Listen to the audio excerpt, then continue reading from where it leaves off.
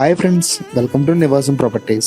నేను ఈ రోజు మీ ముందుకు హోంపల్లి లొకేషన్లో ఒక బ్రాండ్ న్యూ 3 BHK ఫ్లాట్ని సేల్కి తీసుకొచ్చాను. 1960 SFT వెస్ట్ ఫేసింగ్ 75 యూడే స్క్వేర్ యార్డ్స్తో కన్స్ట్రక్షన్ చేశారు.